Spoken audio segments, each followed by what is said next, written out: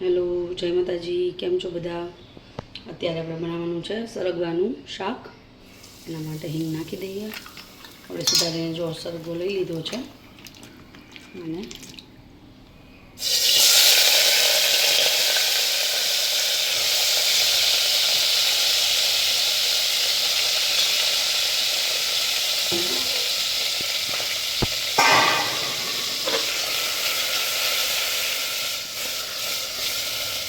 હળદર અને મીઠું નાખી દઈએ. આની અંદર આપણે હળદર થોડીક અને મીઠું નાખી દઈએ.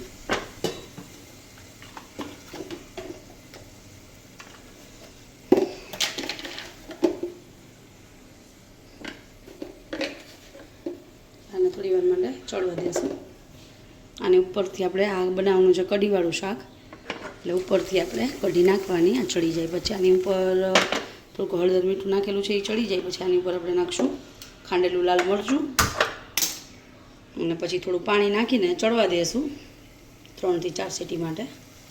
અને પછી ઓફ કરીને ગેસ ચડી જાય પછી ખોલીને ઉપરથી કઢી જે બનાવીએ આપણે છાશની અંદર થોડો ચણાનો લોટ 1 થી 1.5 ચમચી અને મીઠું તો ઓલરેડી આમાં છે જ એટલે એમાં મીઠું નહીં નાખીએ અને થોડી અમથી ખાંડ નાખશું લાસ્ટમાં.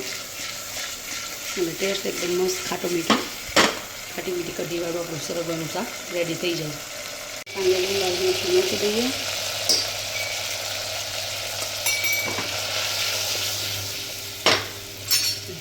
મિક્સ કરીને ચડી જાય પછી આની અંદર આપણે થોડી ખાંડ નાખીને થોડુંક અમથું પાણી નાખશું કે ચડી જાય એટલે રસા માટે.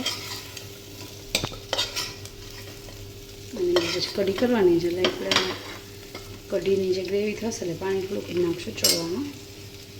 એની અંદર આપણે થોડી ખાંડ પણ નાખી દઈશું કેમ કે પછી ખાટી છાશ આવશે એટલે તો જ ખાટું મીઠું થાય એટલે ખાંડ થોડીક આમાં નાખવી પડે. જોઈ શકો છોટું પાણી નાખીને હવે આમાં 2 થી 3 સીટી થવા દઈશું. પછી ઉપરથી આપણે કઢી હમણાં રેડી કરી લઈએ અંદર એડ કરી દઈશું.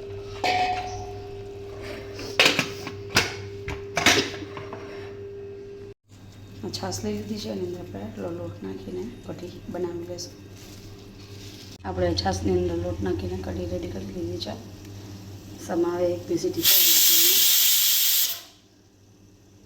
આપણો સોફ્ટ એકદમ થઈ ગયો છે, ચડી ગયો છે. એની અંદર આપણે ઉપરથી કઢી નાખી દઈએ. હવે આને આપણે થોડી વાર માટે આવી રીતે હલાવીને અહીંયા મૂકી દઈશું ગેસ ઉપર. આનો જે કઢીનો રસો થઈ ગયો છે સેજ ઉકળી જાય પછી ઉપરથી કોથમરી નાખી દઈશું જો તમને પસંદ હોય તો.